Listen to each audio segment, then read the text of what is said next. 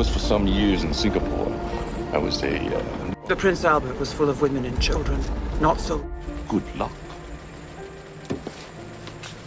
Halo, jumpa lagi nih sama Abang Parku. Semoga kalian semua selalu diberikan kesehatan dan juga kebahagiaan ya. Kali ini, Abang Parku akan membahas film yang berdasarkan kisah nyata yang berjudul Paradise Row tahun 1997. Mengisahkan tentang perjuangan para wanita Eropa yang dijadikan tawanan Jepang pada masa Perang Dunia Kedua, di mana lokasi tahanan para wanita itu berada di daerah Sumatera, Indonesia. Ya udahlah ya, daripada lama, mending duduk santai, miringkan HP, dan let's play the story.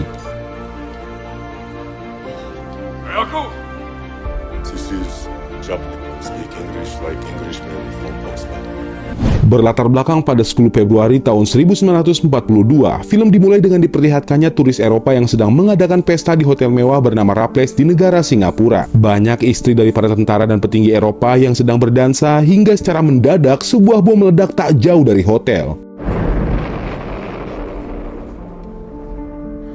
Namun demi kenyamanan para tamu, pesta pun terus dilanjutkan, sampai akhirnya datanglah para tentara Inggris yang mengumumkan jika tentara Jepang sudah menembus garis pertahanan anggota sekutu. Mendengar hal itu, semua tamu pesta pun berubah jadi kacau. Bobolnya pertahanan sekutu membuat tentara Inggris segera mengevakuasi para petinggi tentara Eropa beserta istrinya. Namun karena kapasitas kapal yang gak terlalu besar, maka para wanita dan anak-anak mereka lah yang diberangkatkan lebih dahulu. Di hari berikutnya, rasa panik para wanita dan anak-anak pun sudah mulai mereda. Ada yang menceritakan dongeng kepada anak-anak, bermain kartu, sampai bersantai sambil ngopi layaknya bangsawan Eropa. Namun ketenangan itu nyatanya tak bertahan lama. Dari kejauhan, pesawat tentara Jepang sudah mengintai kapal tersebut. Hingga akhirnya pesawat itu menembakkan sebuah bom yang menyebabkan lambung kapal bocor. Itu berarti kapal ini pasti akan tenggelam. Itu berarti kapal ini pasti akan segera tenggelam.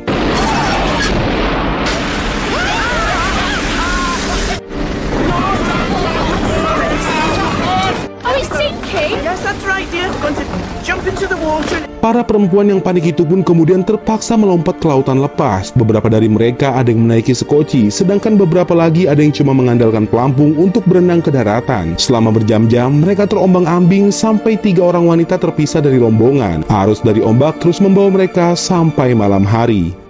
It's an adventure I could certainly do without. They always spend a penny, it'll warm you up.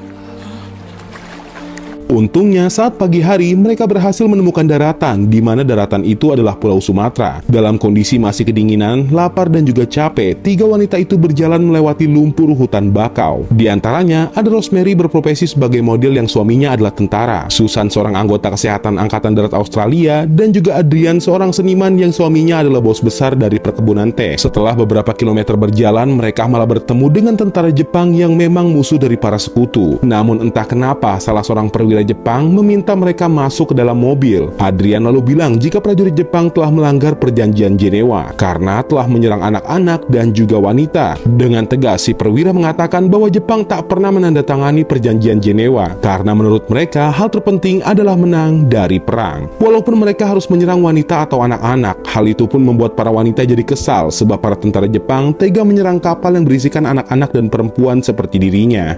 Ladies, Yes, Australia. correspondent.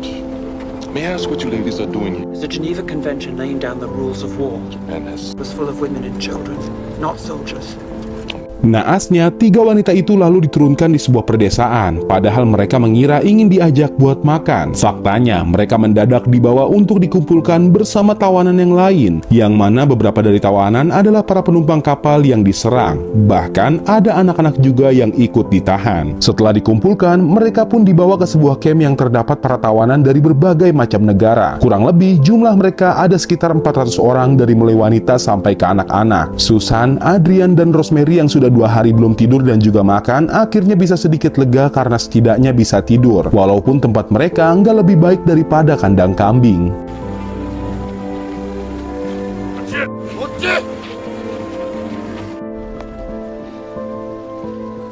Keesokan harinya, semua tawanan pun dibangunkan dengan cara yang kurang baik. Mereka dikumpulkan untuk upacara dan bertemu dengan Kolonel Hirota yang memegang kendali di camp ini. Dan pria yang memberikan tumpangan kepada Rosemary dan kawan-kawan adalah Kapten Tanaka, tangan kanan dari Kolonel Hirota. Kolonel Hirota lalu berpidato bahwa tak ada diskriminasi antara orang Eropa kepada orang Asia lagi. Nah, di saat sang kolonel sedang pidato, ada salah satu wanita yang pengen protes. Nggak disangka, prajurit Jepang yang bernama Gemblong langsung menamparnya.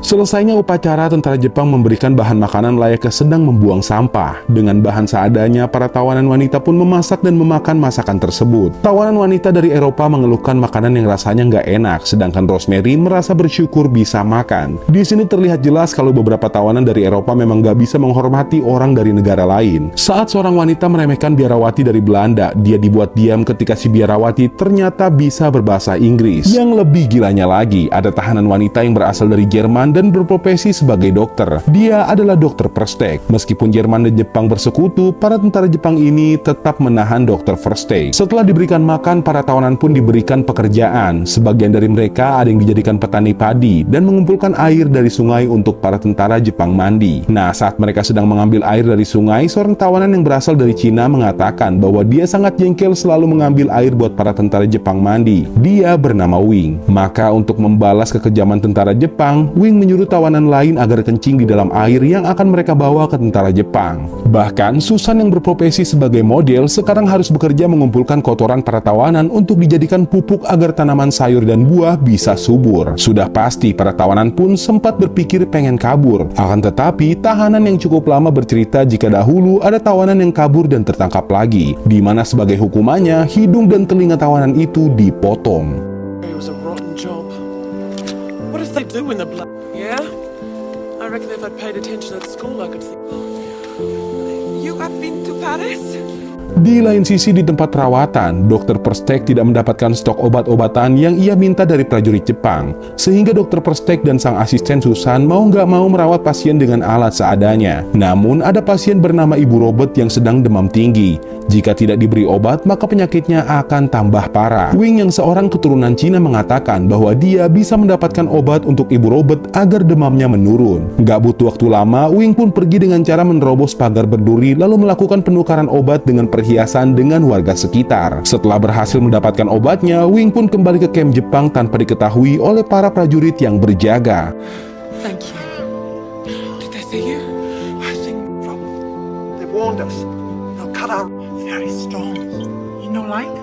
Namun sangat disayangkan saat para tawanan sedang melakukan upacara, Kapten Tanaka memerintahkan si Gemblung buat membawa Wing ke tengah lapangan. Dan kalian tahu apa yang diperintahkan oleh Kapten Tanaka? Ya, dengan kejam, Wing dipanggang di hadapan tawanan lain sebagai pedoman agar para tawanan tidak mencoba keluar dari camp ini. Kejadian naas itu menjadi trauma mendalam bagi para tawanan, khususnya kepada Ibu Robert yang merasa bersalah karena dirinya lah Wing tewas mengenaskan. Untuk itu, para tawanan yang dipimpin oleh Margaret melakukan upacara pemakaman untuk mendiang Wing.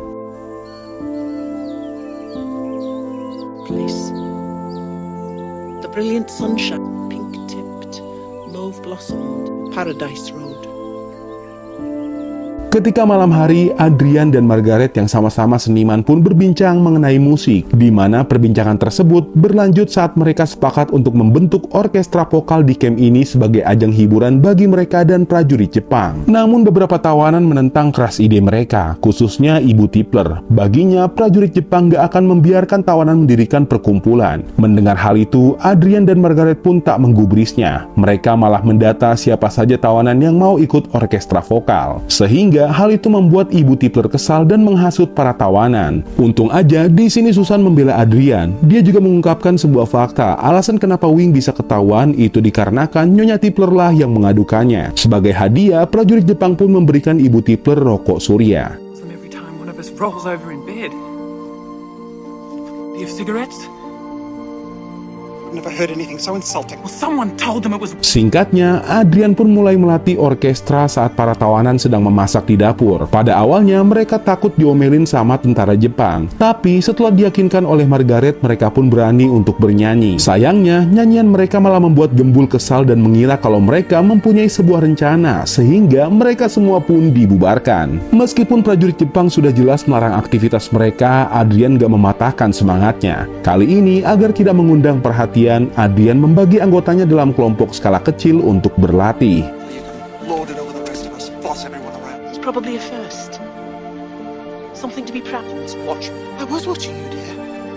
Beberapa hari setelahnya, si Gemblung pun mendatangi tempat peristirahatan tawanan. Tujuannya adalah memberikan sebuah surat yang berisikan nama-nama tawanan cantik dan muda yang akan diundang esok hari ke sebuah tempat. Pada awalnya, mereka mengira ingin dihukum karena telah ikut orkestra vokal. Hingga ketika esok hari, mereka pun dibawa menggunakan mobil truk ke sebuah gedung. Yang membuat mereka agak heran, di tempat itu nggak ada tanda-tanda tempat hukuman. Yang ada malah buah-buahan dan makanan yang sangat enak. Tentunya bagi para tawanan yang selama ini makan seadanya, mereka pun tergoda dengan makanan itu. Apalagi Kapten Tanaka bilang di gedung ini disediakan sabun, air hangat, dan juga peralatan skincare. Ia juga memberitahu bahwa wanita yang diundang ke sini bisa memilih hidup tenang dan juga nyaman, asalkan mau melayani para tamu petinggi Jepang yang datang. Sontak aja, beberapa wanita pun menolak dan tak mau menjadi pemuas nafsu para penjajah. Salah seorang anggota orkestra vokal bernama Topsy awalnya juga sempat tergoda. Untungnya di sini Adrian memberikan wejangan untuk tetap menjaga kehormatannya sebagai seorang wanita. Is this gonna be any worse than most of the crews we all know? Are you asking me to give up food? Sepulangnya ke kamp tentara Jepang, Susan lalu menemui Dr. Frostek, di mana sang dokter sedang mencokel gigi emas dari jenazah tawanan wanita. Faktanya selama ini dia bisa mendapatkan anggur merah cap orang tua dan juga obat-obatan, yakni dengan cara membarter gigi emas kepada prajurit Jepang yang korup.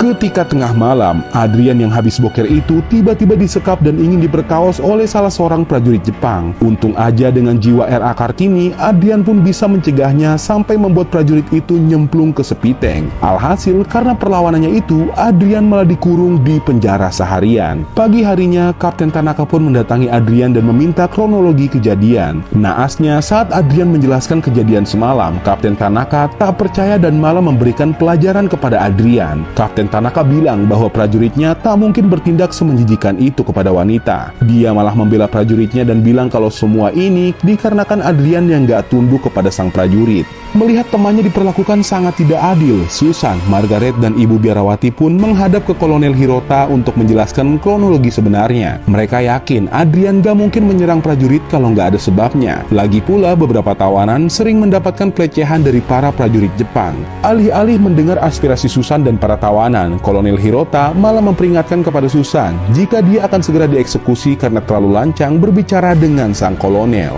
Red Cross parcels for yourselves. You don't give us. And you have the cheek to sit there and. Tomorrow, fate will tell this by Captain Tanaka. Walaupun Susan sempat diancam oleh sang kolonel, aspirasi mereka berhasil membuat Adrian dibebaskan. Sayangnya, kondisi Adrian begitu memprihatinkan. Tulang rusuknya patah akibat tendangan dari Kapten Tanaka, sehingga Adrian pun harus menjalani perawatan khusus selama beberapa minggu.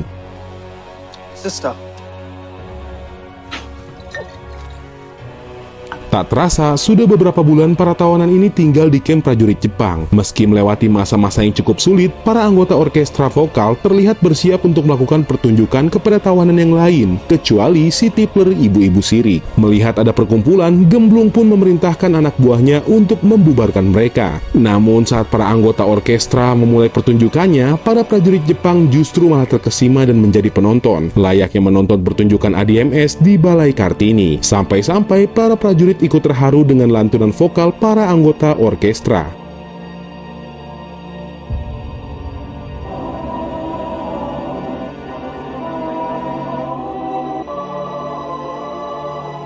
Namun naas saat keesokannya, Adrian yang baru aja beres kerja mendadak dihadang dan digiring oleh si gemblung dengan todongan senjata menuju ke tengah hutan. Dengan perasaan yang sangat takut, Adrian pun diperintahkan untuk duduk di sebuah pohon besar. Tanpa diduga, gemblong meminta Adrian mendengarkannya bernyanyi, seolah-olah menandakan bahwa dia sangat menyukai lantunan vokal dari Adrian dan juga grup orkestranya.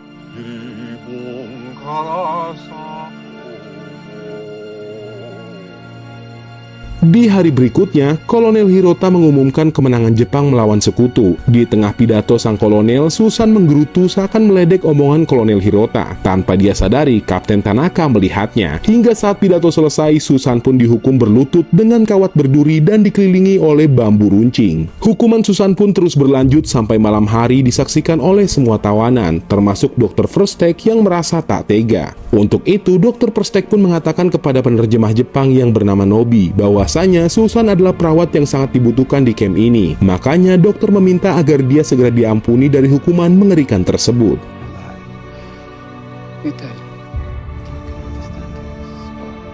Esok harinya saat matahari berada di ubun-ubun, Susan terlihat sudah lemas dan gak kuat lagi berlutut. Bersamaan dengan itu, datanglah Kapten Tanaka yang membawa sebilah samurai hingga secara tiba-tiba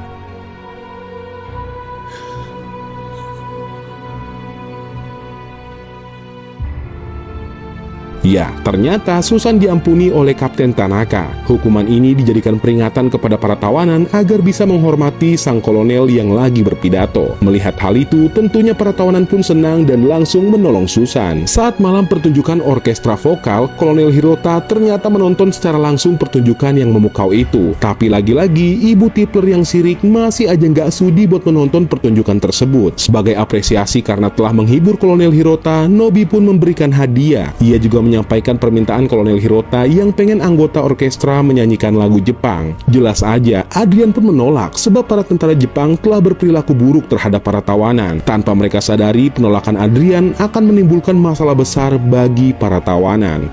This is very difficult to say. Tell him my appreciation. Reason. As you wish.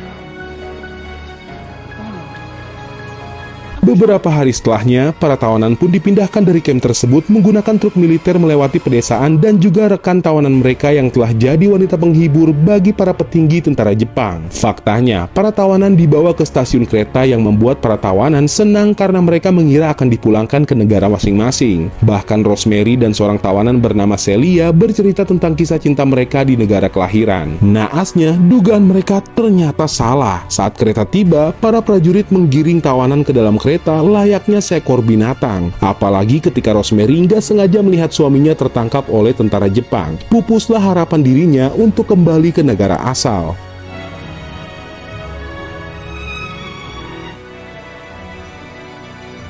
Perjalanan menggunakan kereta menempuh waktu 1 hari 1 malam, di mana ternyata para tawanan dibawa ke dalam bangunan tua yang usang di tengah-tengah hutan, seakan menandakan kalau mereka nggak bakal dipulangkan dan dibuang gitu aja. Parahnya lagi, di camp ini mereka nggak diberikan makan oleh prajurit Jepang. Dalam kondisi perut kelaparan, para tawanan itu mendapatkan sebuah rezeki ketika salah seorang tawanan yang lain menemukan seekor ular di kebun, yang mana ular tersebut dijadikan santapan pengganjal perut, karena terhitung sudah 3 hari mereka belum makan apapun.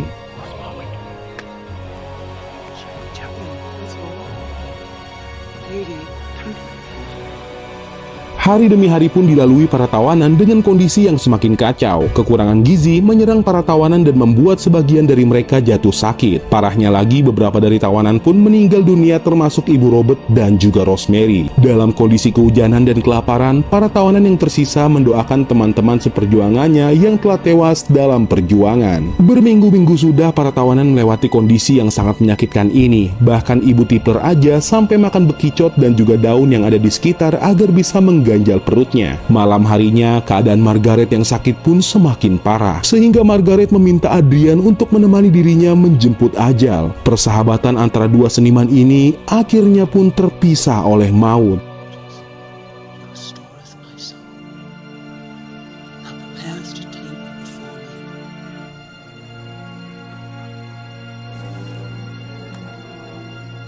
Adegan berpindah pada 24 Agustus 1945, para prajurit Jepang mendatangi kamp tawanan. Kolonel Hirota kemudian mengumumkan bahwa perang telah berakhir. Itu tandanya status mereka sebagai tawanan telah dihapuskan. Mendengar kabar yang bahagia itu, para tawanan pun bersorak gembira. Raut wajah mereka pun mulai menimbulkan harapan untuk segera melanjutkan hidup kembali. Walaupun diuji dengan kesengsaraan layaknya neraka dunia selama 3 tahun, para tawanan hebat tersebut berhasil menjaga harga diri dan martabat mereka sebagai perempuan terhormat. Untuk merayakan kemenangan negara sekutu, para anggota orkestra yang tersisa pun bernyanyi. Yang mana akhirnya para tawanan wanita dan juga anak-anak dibawa ke Singapura dan juga Jakarta untuk dirawat sebelum akhirnya dipulangkan ke negara mereka masing-masing. Dan begitulah film ini berakhir.